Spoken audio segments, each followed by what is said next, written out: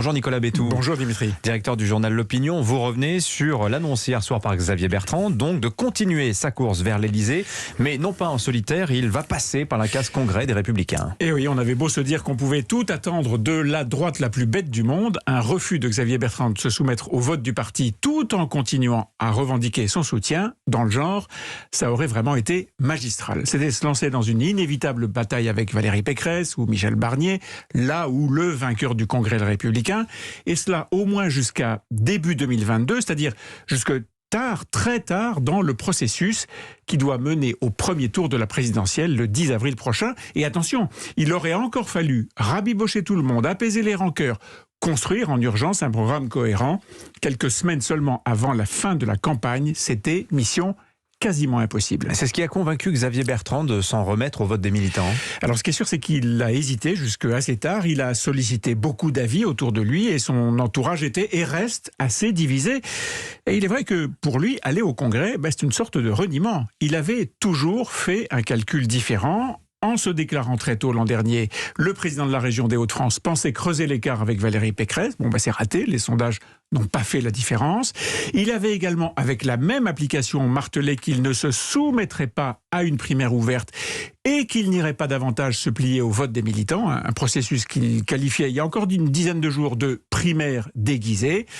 Mais peut-être que Xavier Bertrand a compris que sa position était intenable et qu'il devait prendre le risque du Congrès, le risque même d'être battu par les militants. Parce que s'en remettre au sondage pour espérer décrocher ses rivaux de la droite, c'était confier son sort à une sorte de mécanique de l'à peu près, source d'une légitimité assez douteuse. Et j'ajoute que s'il avait outrepassé le Congrès, il devenait le diviseur et il n'aurait certainement pas eu ensuite des escouades de militants bien vaillants pour mener sa campagne. Alors, c'est une assez bonne nouvelle pour la droite quand même, il faut le dire, puisqu'elle va pouvoir se choisir un représentant unique. Et ce sera donc normalement fait le 4 décembre. Voilà, il y aura encore 5 candidats, outre Xavier Bertrand, Valérie Pécresse, Michel Barnier, il y a aussi Philippe Juvin et Éric Ciotti.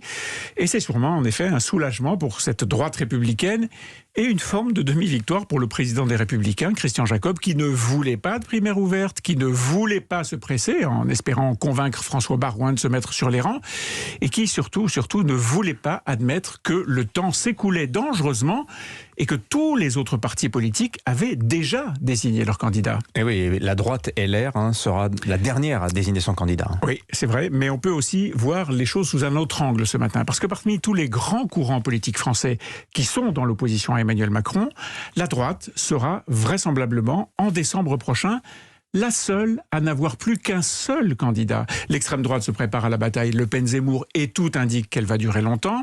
La gauche social-démocrate et écolo est le théâtre d'un bras de fer entre Yannick Jadot et une Anne Hidalgo dont la candidature est pour l'instant un naufrage, mais qui persiste et qui va s'accrocher. Et à la gauche de la gauche, c'est même punition, même motif. Jean-Luc Mélenchon ne sera pas seul, puisque cette fois, les communistes seront de la partie. Leur secrétaire national, Fabien Roussel, est candidat, ce qui va poser de gros problèmes au patron de la France Insoumise pour avoir ses 500 signatures, pas évident, les communistes en bloquent beaucoup, et pour espérer s'approcher de son score de 2017. Alors tout ça, bien sûr, ne garantit pas que le candidat Les Républicains sera au second tour, il reste une sacrée montagne à gravir, mais au moins pour une fois, la droite s'en donne les moyens. Merci Nicolas Bétou. Xavier Bertrand qui est à la une de votre journal L'Opinion ce matin. Bertrand prend son risque. Et si son plus redoutable adversaire dans son camp, c'était Michel Barnier. C'est ce qu'écrit votre journaliste Ludovic Vugogne. L'ancien commissaire européen déterminé, indébranchable. C'est lui d'ailleurs que les jeunes LR ont applaudi en septembre quand il sifflait. Xavier Bertrand, merci à vous. Restez